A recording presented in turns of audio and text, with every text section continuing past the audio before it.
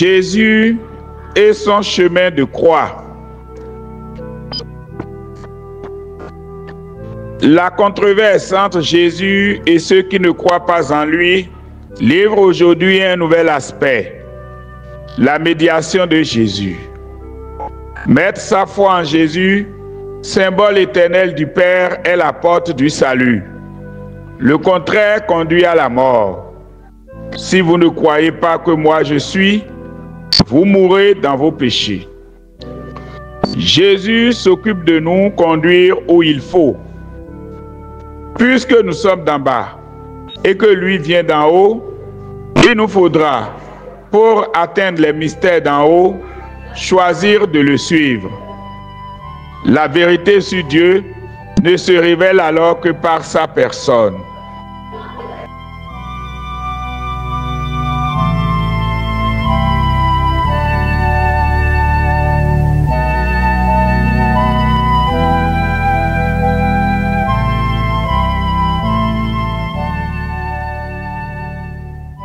À vrai dire, la recherche de Dieu est primordiale à l'accueil du message de Jésus. Celui qui n'a pas la soif de Dieu et ne croit pas en son existence ne peut pas croire au mystère dans le Christ. Celui qui, même en croyant à l'existence de Dieu, ignore l'expérience de sa miséricorde et son degré d'humilité, s'éloignerait malheureusement de son visage qu'est le Christ pour nous.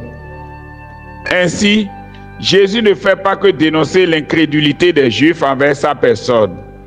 Ces derniers ne sont même pas dignes d'approcher la réalité divine qu'ils prétendent connaître.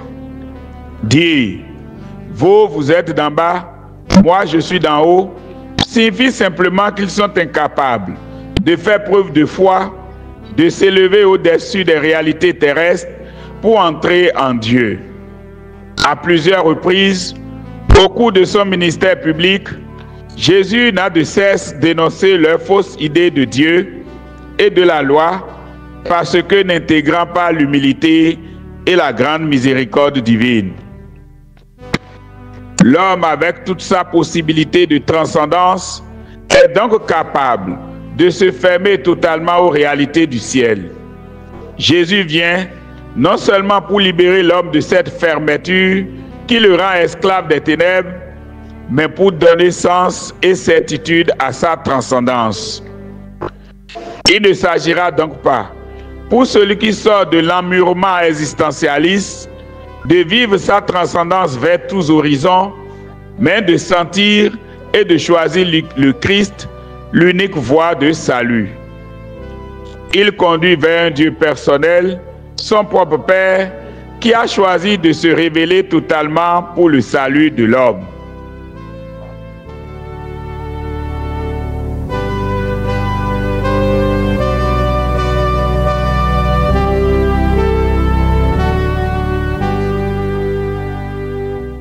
Et comment s'y prendre? Quand vous aurez élevé le Fils de l'homme, alors vous comprendrez que moi je suis. L'homme, dans ses fausses idées de Dieu, poussera sa méchanceté jusqu'à la condamnation de Jésus, qui lui offre la vérité comme voie de salut. Dans cette perfidie, l'homme sera contraint, par un jeu de la providence, d'accomplir la prophétie en élevant dans les hauteurs, c'est-à-dire sur la croix, celui qu'il veut enfouir dans l'ombre de la mort. Et désormais, le sol l'obligera à élever et son regard et son être vers les hauteurs lorsqu'il voudra se tourner vers le signe de la condamnation. Il s'y souviendra plutôt du ciel et de celui qui y règne. La profession de foi du centurion fait déjà écho à la dialectique du salut de l'homme dont parle Jésus. Vraiment, cet homme était le Fils de Dieu. Ici, l'homme y trouve son salut au bout de sa perfidie, pourrait-on logiquement croire. Mais au maintien en veille par le Christ de sa capacité de transcendance au fond même de sa propre déchéance. En élevant le Christ ainsi, il le sort des décombres du monde et le place sur les hauteurs, sur un chemin qui est le sien. Vous, vous êtes d'en bas, moi, je suis d'en haut. Jésus, à son tour, l'y pêche et le conduit sur ce même chemin qui conduit vers le Père.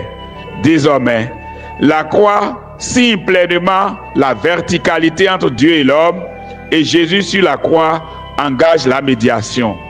Toutes nos croix, par conséquent, ne seront plus du lot des fatalités, mais des communions à celles principielles que le Christ offre. Saint Joseph, l'homme de foi et d'espérance, vivait à travers son sacrifice personnel, celui du Christ à venir, son Sauveur. Le Seigneur soit avec vous.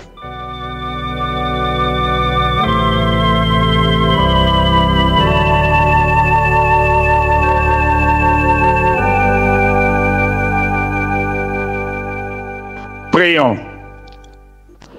Saint Joseph, humble et fidèle serviteur de Dieu, toi qui as connu l'épreuve, la fatigue et l'inquiétude, toi qui as porté en silence les croix de la vie, apprends-nous à les offrir avec amour.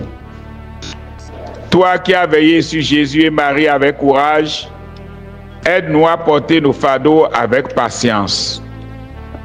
Obtiens-nous la grâce d'unir nos souffrances à celles du Christ, afin qu'elles deviennent source de salut et de paix. Dans nos moments d'épreuve et de doute, sois notre réconfort et notre soutien. Fais grandir en nous la confiance en la volonté du Père et guide-nous sur le chemin de l'abandon et de l'espérance. Saint Joseph, patron des âmes éprouvées, nous te confions nos peines, nos inquiétudes et nos douleurs. Offre-les à Jésus pour qu'il les transforme en bénédiction et qu'il nous apprenne à aimer jusqu'au bout dans la lumière de sa croix glorieuse. Amen.